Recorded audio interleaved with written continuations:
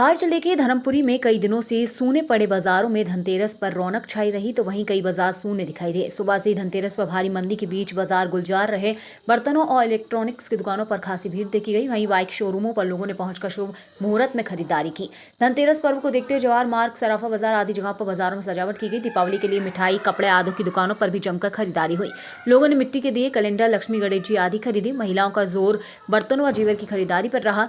वहीं चांदी के सिक्के की भी खासी मांग देखी गई। व्यापारियों ने बताया कि बाजार को लेकर जिस तरह की ग्राहकी की उम्मीद की गई थी, उससे ज्यादा दुकानों पर ग्राहकी देखी। व्यापारियों का कहना है कि लोगों ने वाहन, इलेक्ट्रॉनिक बाइक और वह घर के लिए जरूरी बर्तनों की भी जमकर बिक्री की है।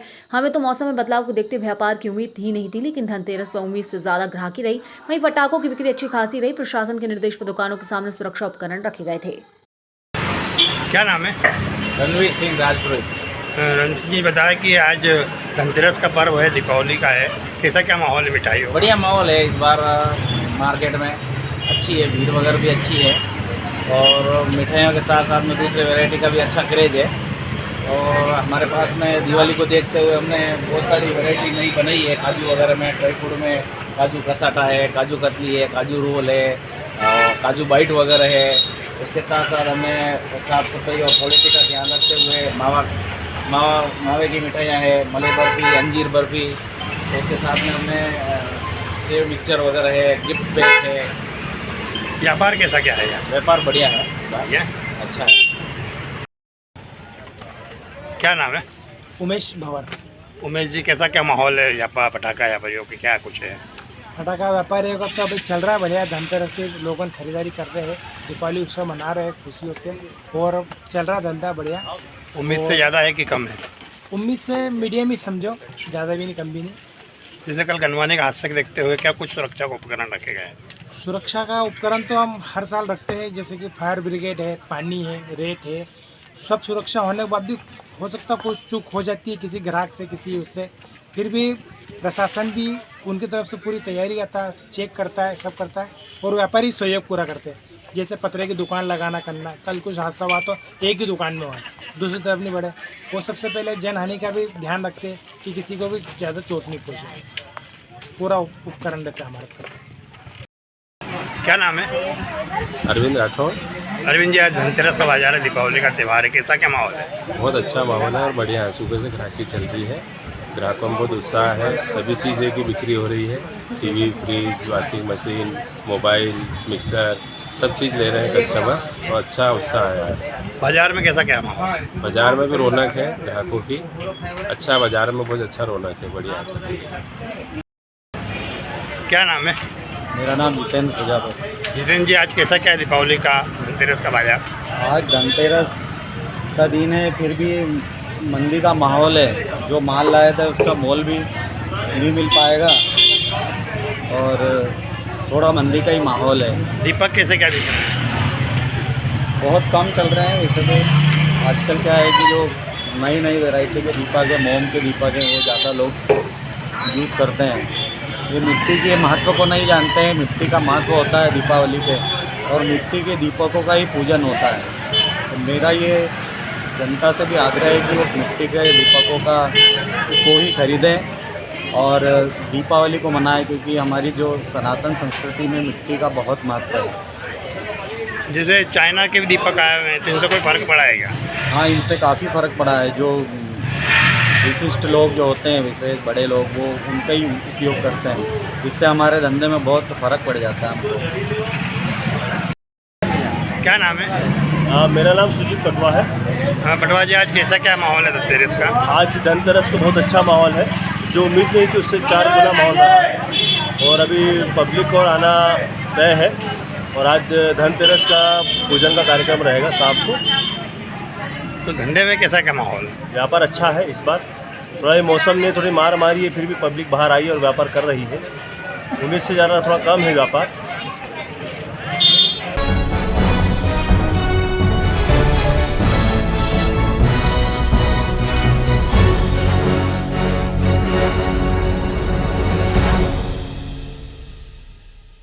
अमानीगंज विकासखंड की रामपुर गोहनिया गांव में 1 दशक पहले स्थापित जिले की आदर्श गौशाला रामपुर गोहनिया में गायों की रखरखाव की व्यवस्था एक मिसाल बनी हुई है। रामपुर गोहनिया गौशाला में एक ओर जहां पशुओं के पीने की पानी, पशुओं के बैठने के लिए छायादार वृक्ष लगाए गए हैं, तो वहीं पर्याप्त मात्रा में भूसा और हरे चारे के रूप में चारे की व्यवस्था लगातार की जा रही है। 278 गौवंशों के लिए गुरु दीन रावत की व्यवस्था देखकर जब पत्रकारों ने उनसे सवाल किया तो उनका कहना था कि वह शासन से मिलने वाले पैसों की राह नहीं देखते हैं।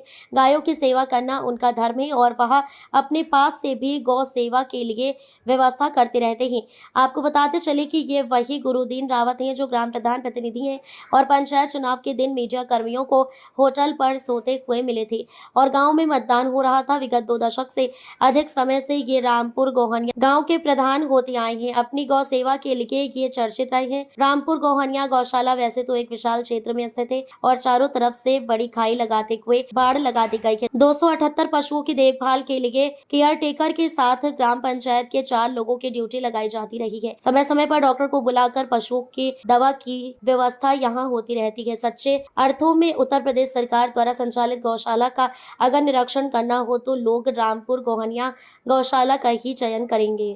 प्रधान जी, ये बताइए कि ये गौशाला, यहाँ की साफ सफाई और ये जो यहाँ ये चरी हरी आई हुई है, भी आप गाँव को केला भी खिला रहे थे, तो ये व्यवस्था आप कहाँ से करते हैं? शासन से इतना धन मिलता नहीं है। ये व्यवस्था जो है अपने लग से मिला कर की जाती है। शासन से इतनी कहाँ हो पाएगी? एक जानवर 50 रुपये आता है, तो इसमें कुछ अलग से मिलाना लगाना पड़ता है अपने पास से। तो आज दीपावली का 1 दिन पहले का 2 दिन पहले का समय है और धनतेरस है, तो आज आप गायों को किसी विशेष उपलक्ष्य में केला खिलाते हैं कि वैसे खिलाते रहते हैं? धनतेरस के उपलक्ष्य में जो है जी, आज जो है धनतेरस मनाई जाती है, तो त्योहार को या किसी शुभ दिन पर जो है ये व्यवस्था की जाती है। तो ये थे ग्राम प्रधान रामपुर गोहनिया के प्रतिनिधि गुरुदीन रावत जी। इनका गौ प्रेम और इनकी गौशाला पूरे ज़िले में आदर्श गौशाला के रूप में है। ये सबसे पहले अमानीगंज विकासखंड में इस गौशाला का ही निर्माण हुआ था, जहाँ तक हमको याद है। और यहाँ की साफ़ सफाई जैसा कि आप देख रहे हैं और यहाँ की जो व्यवस्था है वो पूरे ज़िले में एक आदर्श है।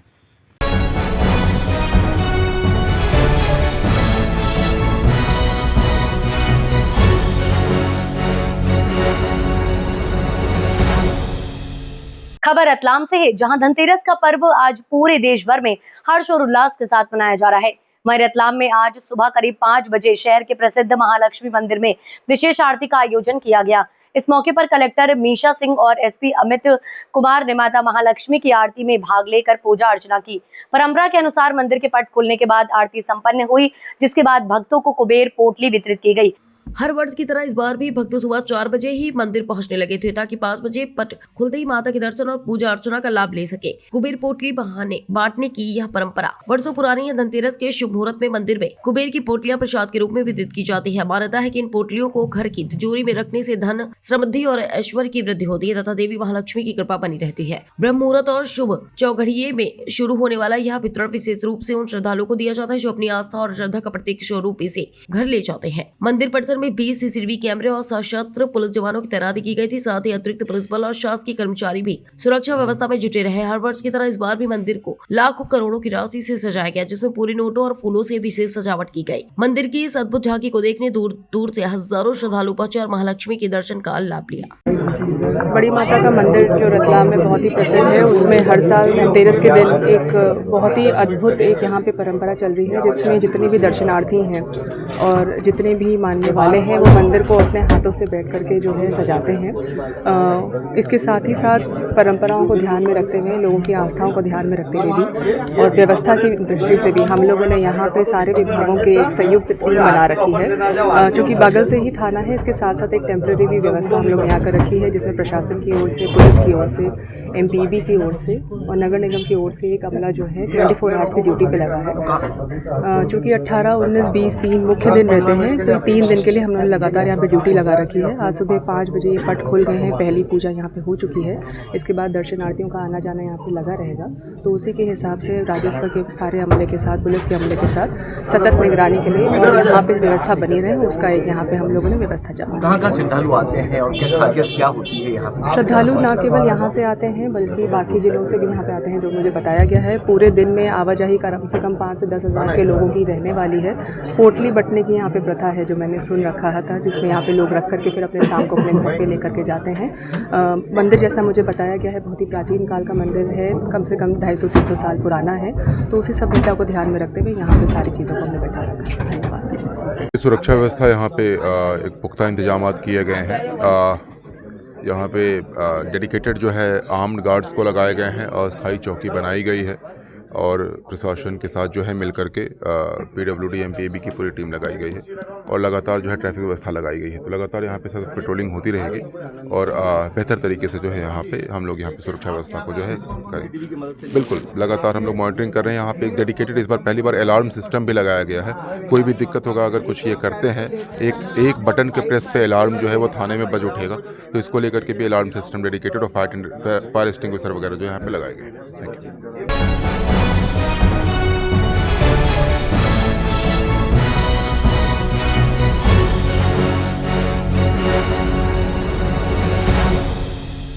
मल्हारगंज थाना क्षेत्र में शनिवार रात एक युवक की हत्या कर दी गई। जानकारी के अनुसार रात करीब 8:30 बजे अंतिम चौराहे पर मृतक अंकित राठौर को आरोपियों लालू पंडित और राजू पंडित ने फोन कर बुलाया था। वहां पहुंचने पर दोनों ने उस पर कैंची जैसे नुकीले हथियार से कई वार किए, जिससे उसके पेट, हाथ और पैर पर गंभीर चोटें आई। घायल अवस्था में अंकित को तत्काल नजदीकी अस्पताल ले जाया गया, जहां से उसे चोइथराम अस्पताल रेफर किया गया। दरअसल उपचार के दौरान डॉक्टर ने उसे मृत घोषित कर दिया। प्रारंभिक जांच में पता चला है कि घटना की जड़ कुछ दिन पहले हुए विवाद से जुड़ी है। तेजाजी नगर मंदिर के पीछे लोडिंग ऑटो खड़ा करने की बात को लेकर मृतक के पिता ने लालू पंडित को टोका था। इसी बात पर दोनों पक्षों में झगड़ा हुआ था। हालांकि तब किसी ने पुलिस में रिपोर्ट नहीं की। उसी पुरानी रंजिश के चलते आरोपी ने अंकित राठौर को बुलवाकर इस वारदात को अंजाम दिया। पुलिस के अनुसार आरोपी राजू पंडित पूर्व में जेल जा चुका और उसके खिलाफ कई आपराधिक प्रकरण दर्ज है। वहीं मृतक अंकित राठौर पर भी कुछ आपराधिक मामले दर्ज थे। लालू पंडित चकेरी थाना क्षेत्र का रहने वाला बताया जा रहा है, जबकि मृतक और राजू पंडित दोनों बाखल क्षेत्र के निवासी हैं। पुलिस ने मामला दर्ज कर आरोपी की तलाश शुरू कर दी है। थाना मल्हारगंज के अंतर्गत एक हत्या की वारदात हुई है कल। घटनाक्रम इस प्रकार है कि लगभग 8:30 बजे के करीब अंतिम चौराहे पर जो मृतक अंतिम राठौर है उसको फ़ोन करके लालू पंडित और राजू पंडित ने बुलाया और वहाँ पर कैचीनुमा किसी हथियार से उसको कई वार किए, जिससे पेट में, हाथ में और पैर में लगे। तत्काल उसको वहाँ पर वो तत्काल हॉस्पिटल गया ऑटो पकड़ के, और हॉस्पिटल जो था क्लॉथ मार्केट हॉस्पिटल गया। फिर वहाँ उसके परिजन पहुँचे, फिर वहाँ से लेकर उसको चौइथराम हॉस्पिटल पहुँचे, जहाँ पर उसको डेथ घोषित कर दिया गया। घटना की जो मुख्य वजह इस प्रकार है कि लगभग गणेश के जो त्यौहार के पहले जो तेजाजी नगर मंदिर है उसके पीछे लोडिंग ऑटो खड़ा किया था लालू पंडित ने। इस बात पर अंकित राठौर के जो पिता ने उसको टोका कि भाई यहाँ ऑटो मत खड़ा करो। तो इस बात पर विवाद हुआ, तो अंकित राठौर आया और फिर उनके साथ कुछ दिनों बाद दोनों में झगड़ा हुआ इसी बात को लेकर के। लेकिन दोनों में किसी भी पक्ष ने कोई रिपोर्ट थाने में नहीं लिखाई। उसके बाद फिर इस रंजिश को लेकर के लालू पंडित के द्वारा और राजू पंडित के द्वारा कल रात्रि में उसको फ़ोन करके उसको बुलवाया गया और इस तरह इस वारदात को अंजाम दिया गया। राजू पंडित जो है वो सरापा थाने के अंतर्गत एक मर्डर में जेल का से काट कर आया है। लगभग 3 साल पहले वो छूटा था। दोनों एक ही जगह रहने वाले लोग हैं? हाँ, अंकित राठौर है, उसका भी आपराधिक रिकॉर्ड है। लगभग 8 अपराध मृतक के खिलाफ भी शहर के विभिन्न थानों में पंजीबद्ध है। दोनों एक ही जगह रहने वाले? हाँ, ये जो लालू पंडित है वो छतरीपुरा थाना क्षेत्र का रहने वाला है, जबकि मृतक और राजू पंडित ये दोनों जो तेली बाखल के ही रहने वाले हैं, तेजाजी नगर के। सर, ये कोई बीजेपी का कार्यकर्ता? इस तरह की कोई बात सामने नहीं आई है।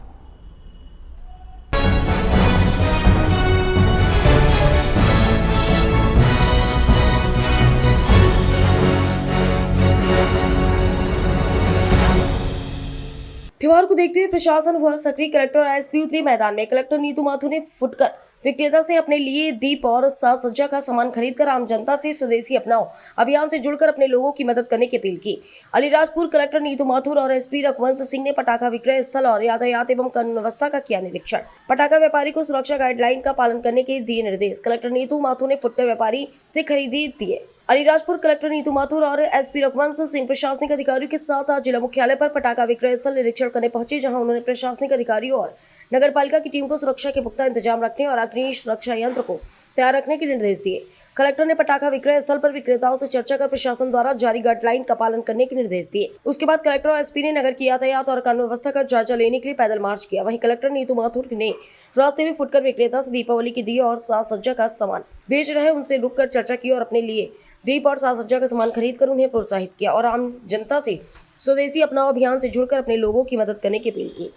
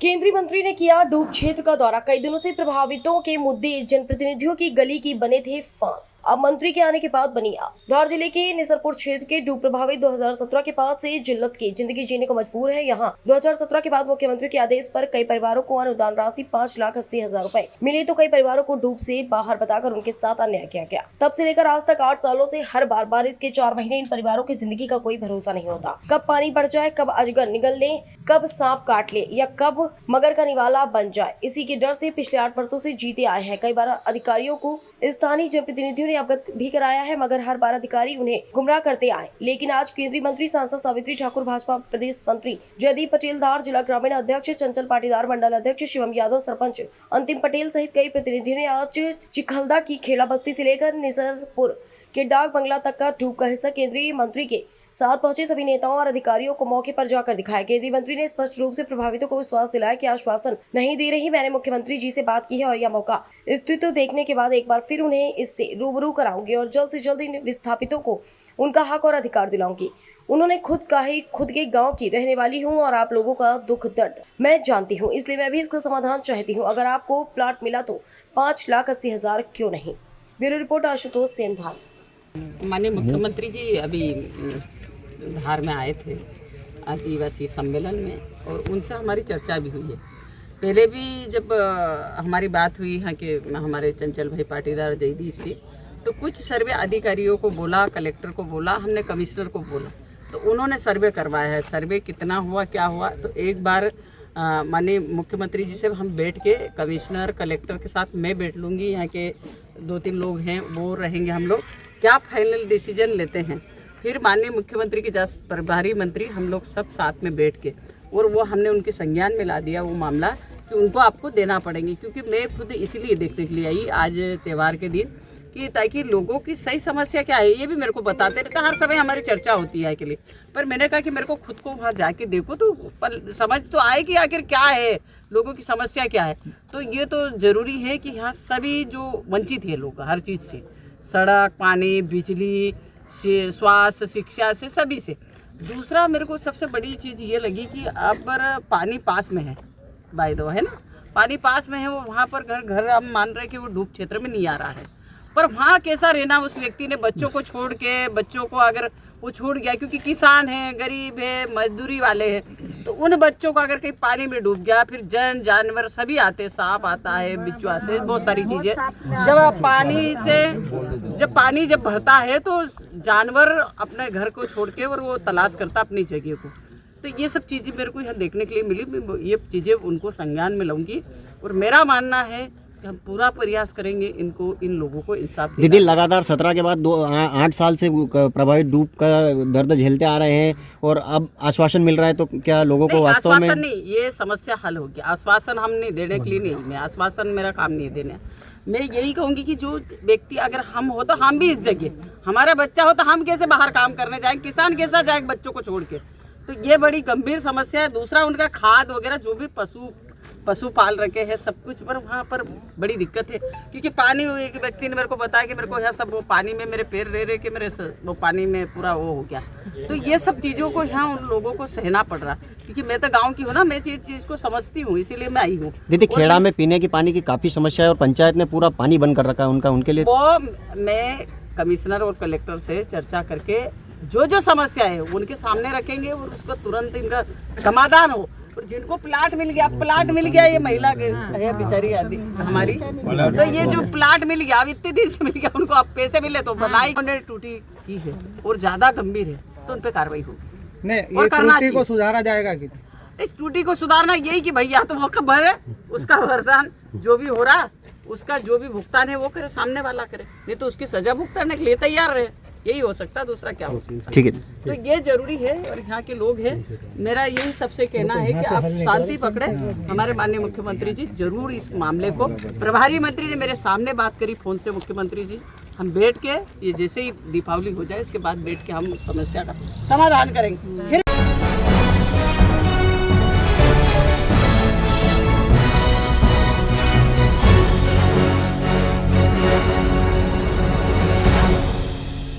खरगोन शहर के बिस्तान मार्ग पर एक निजी होटल में अशोक नगर थाने में पदस्थ उप निरीक्षक अक्षय कुशवाहा ने फांसी लगाकर आत्महत्या कर ली। कल रात को अशोक नगर से पहुंचे थे खरगोन स्थित गोपाल हॉस्टल में। गोपाल होटल के कमरा नंबर 202 में रुके थे सब इंस्पेक्टर अक्षय कुशवाहा। आज रूम नहीं खोलने पर पुलिस ने तोड़ा ताला। होटल के रूम में चादर से पंखे पर लटक कर की आत्महत्या। कोतवाली पुलिस थाने की टीआई बीएल मंडलोई सहित एफएसएल टीम मौके पर पहुंची। पुलिस ने परिजनों को दी सूचना। परिजनों के आने के बाद हो सकता है खुलासा। खरगोन कोतवाली थाने की घटना। आप पहुंचे गोपाल थाने पर सूचना प्राप्त हुई थी गोपाल होटल के जो मैनेजर है सचिन के द्वारा कि कल रात्रि में एक रूम दिया गया था 202 नंबर, और आज सुबह जब 12:30 बजे उसको खुला गया, उसका चेकआउट करने के लिए उनको सूचना दी गई, तो इस दौरान रूम खटखटाया गया, तो उनके द्वारा रूम नहीं खोला गया। इस पर सूचना प्राप्त हुई। सूचना प्राप्त होने पर थाना से जो है हमारा थाना का बल आया और उसके द्वारा रूम को खोला गया और वीडियोग्राफी की गई उसकी। तो उसमें एक व्यक्ति अंदर जो है चादर जो रहती है उस चादर से फांसी के फंदे पर लटके हुए थे, और जब नीचे रजिस्टर से उसकी जानकारी प्राप्त की गई तो जानकारी में वो हमारे पुलिस विभाग के थाना अशोक नगर में पदस्थ उप निरीक्षक जिनका नाम अक्षय सिंह पाया गया। अच्छा, क्या उम्र है सर इनकी? उम्र करीब 30 वर्ष के आसपास है। क्या मामला आ रखा है जानकारी प्रारंभिक जांच में? अभी परिवारजन को सूचित किया है हमने थाना अशोक नगर कोतवाली थाना प्रभारी महोदय के माध्यम से, और परिवारजन अभी उपस्थित हो रहे हैं, पर उसके बाद ही हम आगे की कार्रवाई करेंगे और उसके बाद में जानकारी प्राप्त हो पाएगी। सर ये अकेले आए थे सर यहाँ पे होटल में? जी अकेले आए थे। रात को 1 बजे इन्होंने रूम यहाँ पर लिया था। अच्छा, कोई सुसाइड नोट सर मिला, कोई वीडियो मोबाइल? अभी आगे की कार्रवाई चूँकि परिवारजन उपस्थित नहीं हुए हैं तो उसके पश्चात ही की जाएगी आगे की कार्रवाई। क्या नाम लिखता है सर? BL मंडल।